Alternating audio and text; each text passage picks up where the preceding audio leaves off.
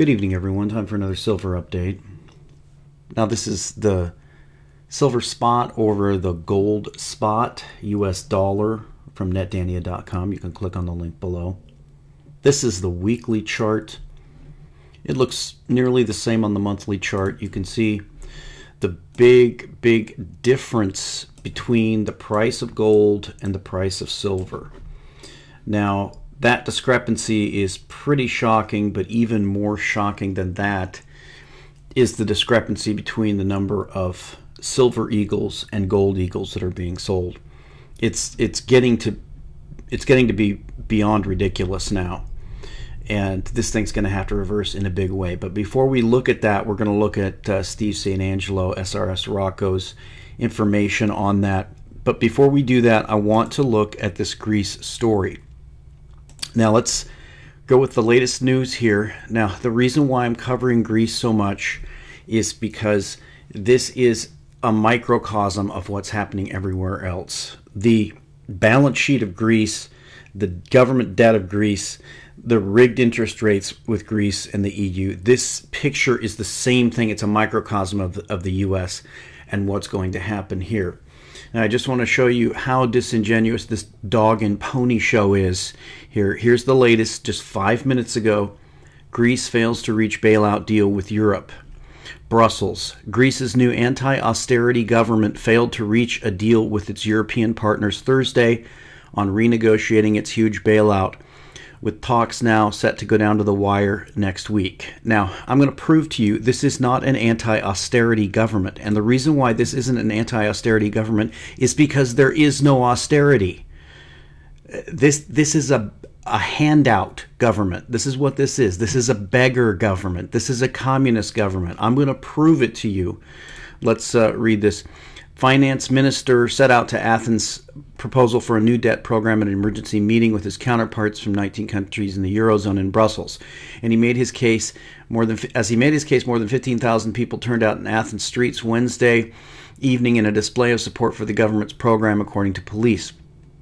But Jorn Dijsselbloem, head of the Eurozone ministers, said 6 hours of talks produced no agreement on extension of Greece's €240 billion EU IMF bailout. Greece's bailout is due to expire at the end of February, and failure to agree to an extension would see Greece default on its giant debts, almost inevitably meaning it would crash out of the euro. Quote, we had intense constructive discussions, blah, blah, blah, blah. The talks in Brussels on Monday would probably be the last chance before any new deal could be put to national parliaments for approval before the current bailout ends. And it goes on and on. Basically, they're negotiating for more bailout money. There's your communist finance minister with your Nazi socialist IMF, Christine Lagarde. So that ought to tell you everything you need to know. But what are the facts? Let's get into the facts of this.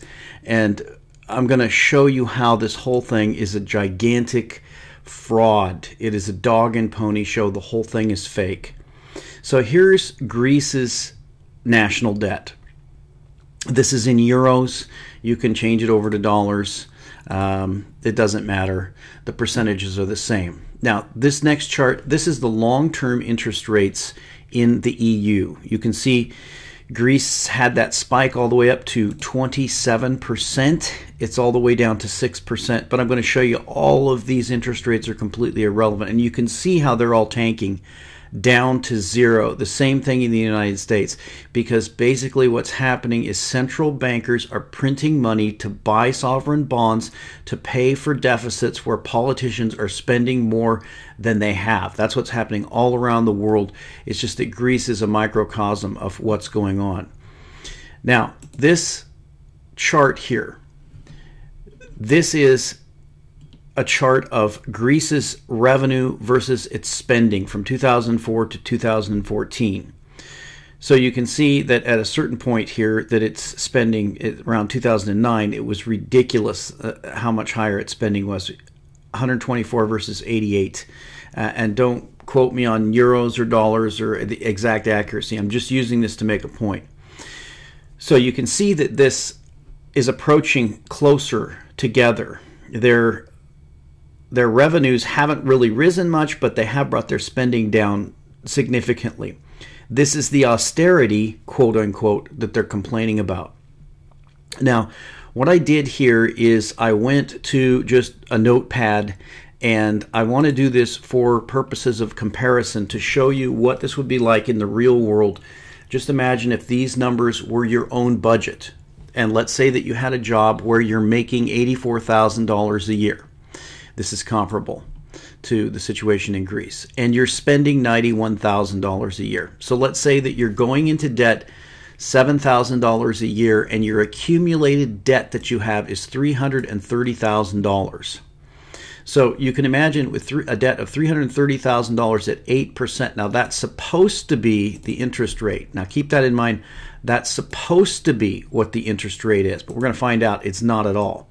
But if this were the interest rate, then you can see you would be spending, of your $84,000 a year that you bring in, you'd be spending $26,000 a year of that on debt service payments. So if you elected a new president of your home or whatever, and you decided, hey, we're going to make a change here. This is too much debt. We can never pay it back. We're going to default. We're just going to take this $330,000 and we're just going to tell our creditors, too bad. We're not paying this. We're done. Now, all things being the same, assuming nothing else changes, you can see here that if you continue to make $84,000, by deducting the $26,000 a year interest payment, you would be only spending $65,000 a year. So you'd actually have a yearly budget surplus of $19,000 per year just by writing off that $330,000 debt. That is roughly the situation that Greece is in if you compared it to an individual household. Now, the first question that would come to mind to anyone looking at these figures would be, well, this is really obvious. There's no question that Greece should just tell them to take a hike and get rid of the debt, drop the euro, go back to the drachma. Maybe the income will go down a little bit, but still they're going to save so much money on the interest payments that this solves their whole problem. Well, no, it doesn't. And here's the reason why. The reason why is because this whole thing is fake. It's a dog and pony show. None of this is really happening the way they're saying it's happening. And here's the essence of it. Fourth, this is from Business Insider, but you can find these statistics anywhere. Fourth, the debt burden needs attention. Greece currently does not pay much interest on its debt. The 2% of GDP interest payment compares with 1.8% in Germany and 2.3% in France. This low current interest burden is only possible because official creditors have allowed Greece an 8-year respite before interest becomes payable. It is thus not possible to reduce the burden of the debt on the current Greek budget. So, do you get that? Now, this isn't 2% a year. This is 2% of GDP. And we know that Greece is running 175% debt to GDP ratio. This number is 1%. And it's probably not even that. They're probably not even paying that. So, Greece isn't paying any money in interest. They're not paying any money to Brussels. They're not paying any money to their creditors. So this debt is completely irrelevant because they're not paying on it.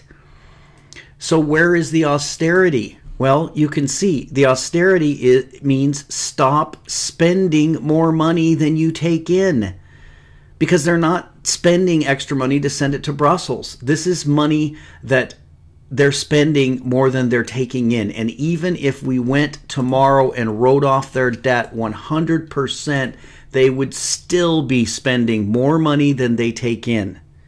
Okay, that's the reason why Greece is not going to walk away from this debt, because they aren't willing to live within their means. Remember how they said this is the anti-austerity party? They're sick of the austerity. Remember Barack Obama said the mindless austerity? Well, there is no austerity. What they mean when they say mindless austerity or the pain of this austerity, they're just talking about living within your means. We don't want to live within our means. We want to elect communists that will get more free money from Brussels. That's what this is about. That's why they will not walk away, because they can't stand on their own, and they're not willing to do that. Hopefully that makes the point. It's so frustrating for me to see these lies out there. This is not an anti-austerity party. This is an anti-live within your budget party. This is a free money party. That's what's happening. And they are going to kick this can down the road. The reason why they're going to kick this can down the road is because these gigantic debts cannot be paid off. And if Greece walks away, then Spain will walk away, Italy will walk away, the US will walk away, everyone will walk away, and the entire system will collapse. And the people that will be blamed for this are the central bankers and the EU and the IMF and the Fed and Draghi and Yellen and all the politicians that are in power. They will get the blame if this entire system collapses. That's why they have to kick the can down the road. That's why they have to give Greece more free money and let them live beyond their means, because Greece could be the thread that unravels this gigantic fake system, and they don't want to let that happen. So let's get back over to the gold and silver overlay chart. This is a really big story. For the longest time, I've talked about what Eric Sprott points out, that gold and silver ratios in the ground historically have been anywhere from 15 to 1 to 10 to 1. Right now, it's around 8.5 to 1, according to SRS Rocco. Now, what is the figure? We can see the discrepancy here in the price. We can see that just based on the overlay here, silver should be around 32 bucks, but it's around 16. It should be twice what it is. And for gold to be the equivalent of where silver is, it should be down here at 700 bucks. But let's look at this story. This is an amazing story here. This is from, again, SRS Rocco report, Steve Stanangelo. 2015 Silver Eagle investment demand continues to be the big winner. As the global financial system continues to disintegrate under the weight of massive debt and hyper-monetary printing, investors choose to purchase a great deal more silver than gold. Now look at how much more. Look at how much more silver than gold. Do you see this chart? The blue is silver. 2014, they bought 84 ounces of silver for every 1 ounce of gold. That's an incredible ratio. From 2008 to 2014, the rate of Silver Eagle to Gold Eagle sales jumped to 41 to 1. What is even more amazing than that statistic is the silver to gold ratio in 2014. Investors purchased 84 Silver Eagles for every Gold Eagle in 2014. The U.S. Mint has not released its 2014 annual report, but I would imagine total dollar sales of Silver Eagles was probably higher than Gold Eagles last year. In the first 10 days of February, the U.S. Mint sold 1.4 million Silver Eagles compared to 6,500 Gold Eagles. That is a 213 to 1 Silver to Gold Eagle buying ratio. Now think about that, people. That is so upside down. That is so ridiculous.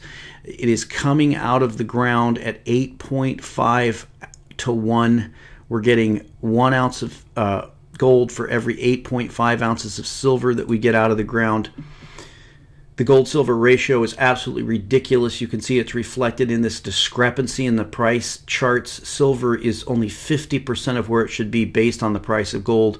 And then we have this utterly absurd ratio of the number of Silver Eagles to Gold Eagles. This thing has to bust. It's not possible for things like this to go on forever. This is what the physical market is like. Now, it doesn't matter what the paper market is. It doesn't matter how many gold paper ounces are purchased per paper silver ounces, because what is going to determine the end game here is going to be the physical market. When they can no longer supply physical silver at these ridiculously low prices, that's when it's going to be end game. Same thing with these unpayable debts. The Greece situation is an impossible situation. It's not possible for Greece to grow their way out of this debt. even as they stand right now, they're not paying any interest on their debt, and they're still unable to live within their means. Now, if Greece is unable to live within their means and they're not paying any interest on their debt, that means they've screwed up their economy so badly that it isn't growing. Why isn't it growing? Well, look at their taxes. 45% income tax, 25% sales tax. They have 60% unemployment. They have huge numbers of people on the public payroll. They have huge numbers unemployed because they won't have a free market economy. They refuse to let the market work things out. That's what happens when you don't have a free market economy. Greece cannot blame the Troika. They cannot blame the IMF. They cannot blame the EU, because even if today their debt was completely wiped out, they still would need a bailout. And we'll talk to you next time.